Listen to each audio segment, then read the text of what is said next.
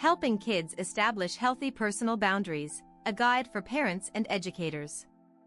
Teaching children to set personal boundaries is crucial for their emotional, physical, and mental development.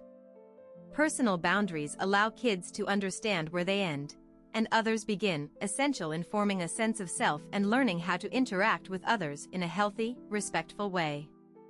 Establishing these boundaries helps children build self-confidence, improve communication skills, and foster respect for themselves and others.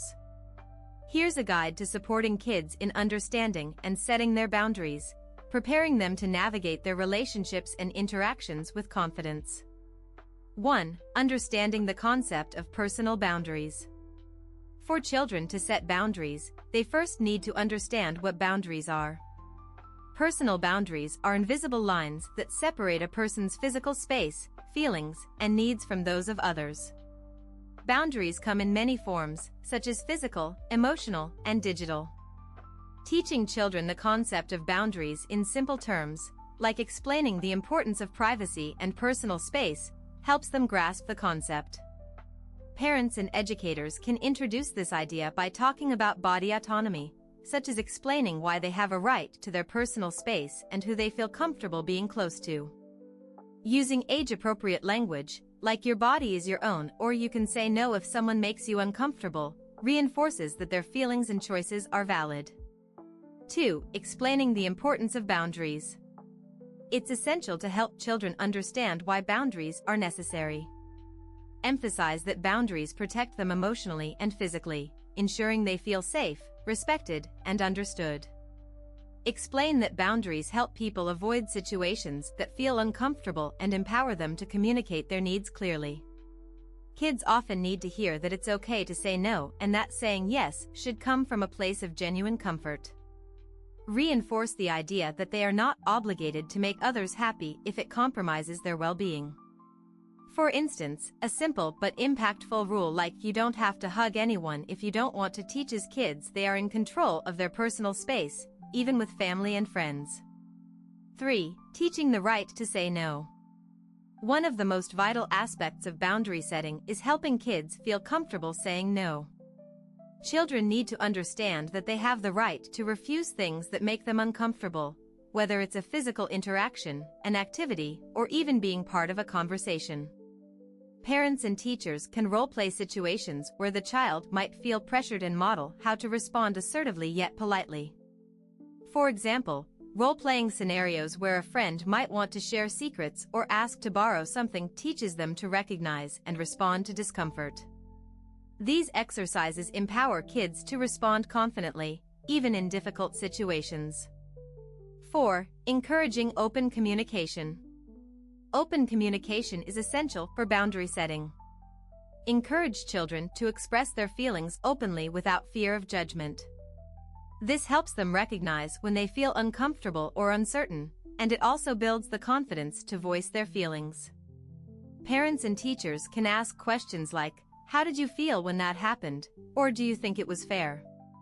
These questions invite children to reflect on their feelings, an important step in identifying and establishing boundaries. Reinforcing the idea that their feelings are valid, regardless of others' reactions, strengthens their ability to set and defend their personal boundaries. 5. Modeling boundaries. Children learn best by observing the behavior of adults around them. Parents and teachers who model healthy boundaries provide a blueprint for children to follow. Demonstrating respectful interactions, where people express their own needs and respect others' limits, shows children that boundary setting is a normal part of healthy relationships. Adults can model boundaries in everyday situations, like expressing preferences calmly or explaining why they need alone time. For example, if a parent says, "I need a few quiet moments before I can help you with your homework," they teach that it's acceptable to ask for space when needed. 6. Building self-esteem and self-respect. A strong sense of self-respect and self-worth is foundational for setting boundaries. When children understand their value, they are more likely to feel empowered to assert their needs. Encourage activities that build self-esteem, like hobbies they enjoy or skills they excel in, and praise their accomplishments and efforts. Additionally, helping children identify and accept their strengths and weaknesses instills confidence, which is crucial for setting boundaries. Positive reinforcement, where parents or teachers acknowledge when a child appropriately asserts a boundary, reinforces the behavior. 7. Teaching respect for others' boundaries. An essential part of boundary setting is understanding and respecting others' boundaries. Children need to know that, just as they have their limits, others do too. Teaching kids to ask for consent, respect others' personal space, and listen to cues helps build empathy and strengthens social skills. A good way to reinforce this lesson is through group activities where children must respect each other's space and take turns. When a child respects another's boundary, they see how it positively affects their relationship, making it more likely they'll continue this behavior. Conclusion. Teaching kids to set personal boundaries is an investment in their emotional well-being and future relationships. By helping them understand boundaries, encouraging open communication, and modeling respectful behavior, parents and educators equip children with the tools to navigate social interactions safely and confidently.